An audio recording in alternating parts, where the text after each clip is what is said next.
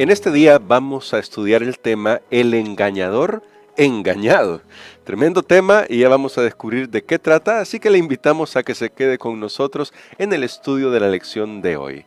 Querido Dios y Padre eterno, venimos ante tu presencia reconociendo nuestra condición de pecadores y necesitados de tu ayuda para aprender las lecciones que nos toca en la vida. A veces nos toca aprender esas lecciones de manera dura y hoy vamos a aprender acerca de esto, así que rogamos que tu Espíritu Santo ilumine nuestra mente en el nombre de Jesús. Amén. Amén. Pastor Dani Perla, hasta este momento nos hemos encontrado con un Jacob que pasa un poco por diferentes fases, si podemos decirlo así. En principio es un hombre que se lo describe como perfecto. Bueno, en la Biblia, en la traducción que tenemos tiene otra palabra, pero la palabra original podría traducirse también como perfecto. Luego lo vemos engañando, usurpando un lugar y ya lo encontramos huyendo, pero también encontramos a Dios yendo al encuentro, valga la redundancia ahí, de este engañador. Sin embargo, pastor, ahora estamos en otra de las facetas de la vida de Jacob y quisiéramos compartir con nuestros oyentes y nuestros espectadores el texto de Génesis capítulo 29, versos 1 y 2. Porque aquí acaba de tener el sueño, hace un momentito, bueno, no sabemos, digo un momentito en cuanto a la lectura, pero acaba de tener un sueño y dice el texto, versos 1 y 2 de Génesis 29, siguió luego Jacob su camino y fue a la tierra de los orientales. Vio un pozo en el campo y 3 rebaños de ovejas que yacían cerca de él, porque de aquel pozo abrevaban los ganados. Y había una gran piedra sobre la boca del pozo.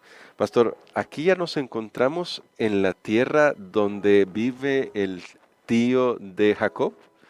Muy bien, es correcto. Y aquí nosotros estamos, tal como usted mencionó muy bien, estamos en una nueva faceta de la vida de Jacob y llama la atención, y como siempre esto va conectando con temas que hemos visto anteriormente, la frase donde dice, y fue a la tierra. Esto nos recuerda a Abraham cuando Dios le dijo, vete, y él va, él fue.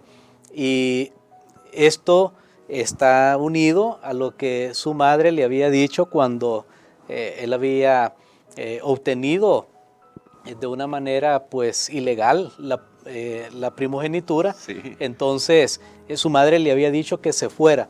Él obedece, así como Abraham obedeció y se fue de su tierra, porque Jacob bien también pudo haberse quedado. No, bueno, aquí me voy a quedar peleando con mi hermano, Esaú, sí, pero él se va, obedece. Ahora, otra cosa que llama la atención aquí es que hay la mención de nuevo de una piedra, solo que esta era una piedra grande. Recordemos que en Betel él había puesto una piedra como cabecera o protección o lo que sea. Ahora nuevamente está la figura de la piedra. ¿Y por qué menciono esto? Porque tal vez esto puede ser importante. Y una curiosidad para nosotros. Sí, correcto. Son algunos detallitos. La piedra, recordemos, yo creo que mencioné cuando vimos lo de Betel, que es la piedra que a veces nosotros tenemos cosas que son como un símbolo de eventos, cosas que nos han sucedido. En este caso la piedra para Jacob, algo que era negativo, porque ¿quién va a dormir pues sobre una piedra? Sí. Sin embargo, se convirtió al final, gracias a la visita de Dios, en una demostración de la providencia de Dios para su vida. Ahora él llega a esta tierra, ve una piedra, inmediatamente en su mente él conecta con la piedra de Betel. Y entonces el mensaje que recibe es, mira, aquí voy a estar yo también. Amén. Yo te voy a prosperar. Aquello que era para, digamos, negativo, ahora se convierte en algo positivo. Y esto lo traemos a nuestra vida hoy. Así es en la vida. Hay cosas negativas, amigos, muchas veces.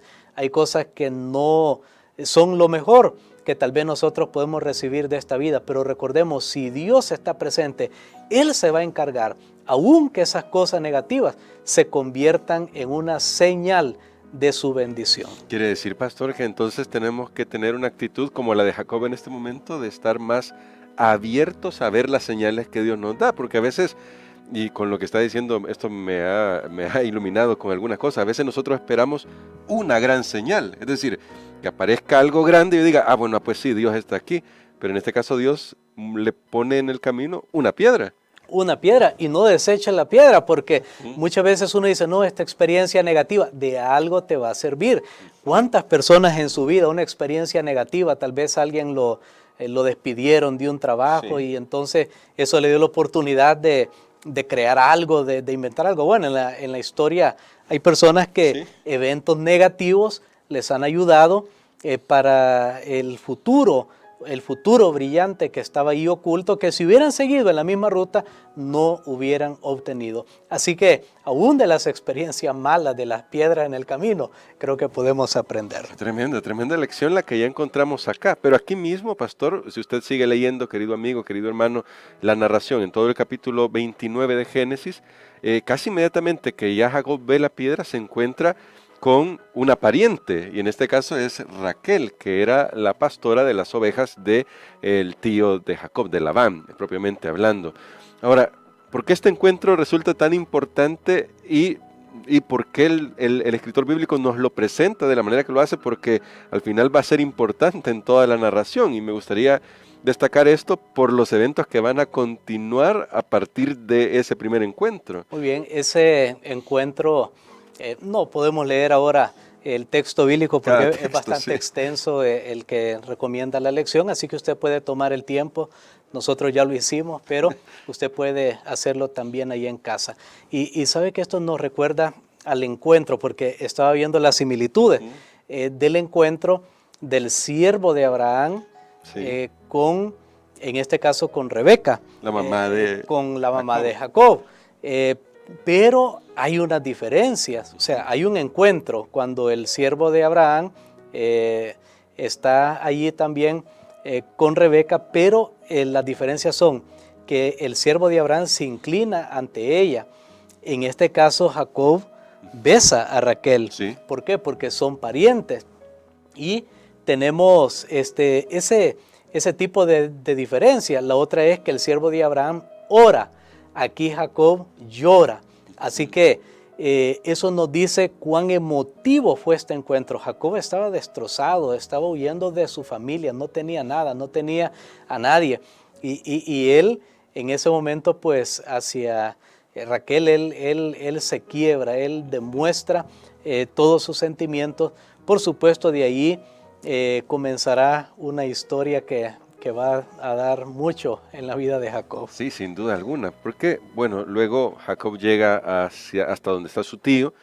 Al conversar con él, al parecer, pastor, ese fue amor a primera vista de Jacob respecto a Raquel. Lo digo en términos modernos, como nosotros lo usamos, un amor a primera vista.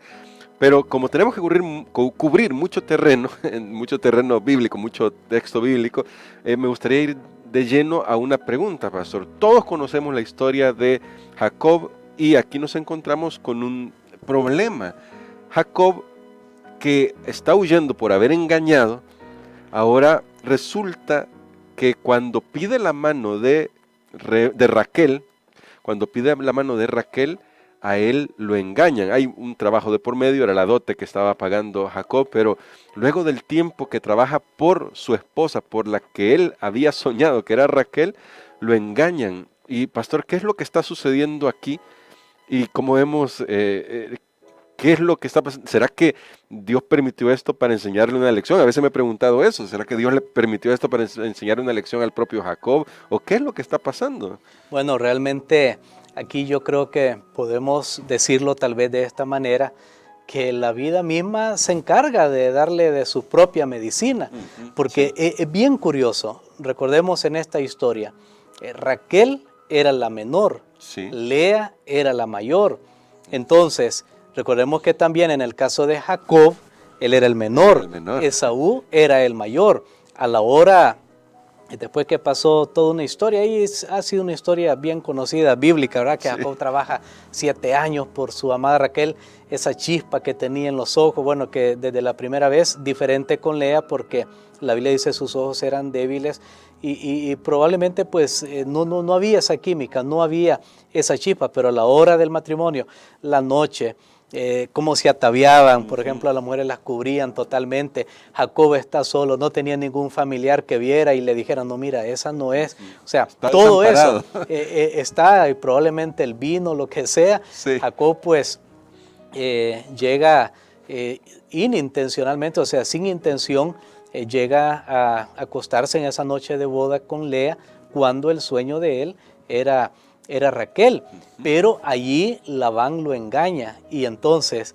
allí Jacob siente de verdad, me imagino, lo que él mismo ha hecho a su hermano. Wow. A veces nosotros necesitamos, o el ser humano a veces necesita entender, porque fácil es hacer a otros, pero por eso la Biblia dice, siempre haz a otros lo que tú quisieras que hagan contigo. Claro, lo estoy parafraseando, pero no fue una experiencia muy buena. Ahora recuerden ustedes, o tal vez lo voy a mencionar aquí, aún los nombres tenían un significado. El nombre de Raquel significaba oveja, el nombre de Lea vaca. Entonces una vaca valía más que una oveja, por eso, y Labán viene y le hace toda una historia allí, que porque la menor, y le dice, mira hasta el nombre lo que significa, mira esta vale más, pues eso era primero.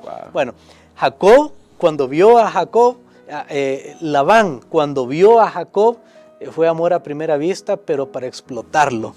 Vio allí, porque recuerden que allí en el pozo Jacob se había, dice la Biblia, peleado con los pastores ahí que llegaban al pozo. Él solo había movido una piedra que necesitaba 3 personas. Entonces, todo eso, y Labán vio, no, este es un buen mozo que yo lo voy a explotar para mis propósitos. Su carácter no ha cambiado mucho, recordemos allá también con la historia de su hermana.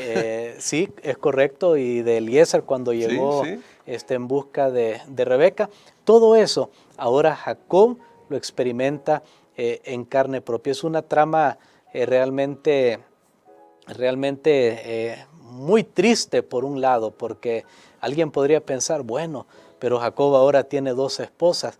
Eso le traería más tarde, como veremos en la siguiente lección, consecuencias muy, muy fuertes. Sí, consecuencias fuertes. Pero ahora, pastor, quizás una pregunta final, porque a veces sí pensamos, bueno, la vida se encarga de darnos algunas lecciones, incluso a veces hay que admitir, algunos que hemos recibido una injusticia, decimos algún día la vida te va a hacer pagar. Pero en este sentido me surge una pregunta a partir de la propia experiencia de Jacob. Jacob el engañador fue engañado, pero ¿cómo podemos aprender a confiar en Dios aun cuando se haga una injusticia sobre nosotros? Cuando vemos que las personas que hacen mal les va todo bien y tal vez nosotros con todos nuestros defectos tratamos de hacer las cosas mejor, pero resulta que no van bien. ¿Cómo aprender a confiar en Dios en esas circunstancias?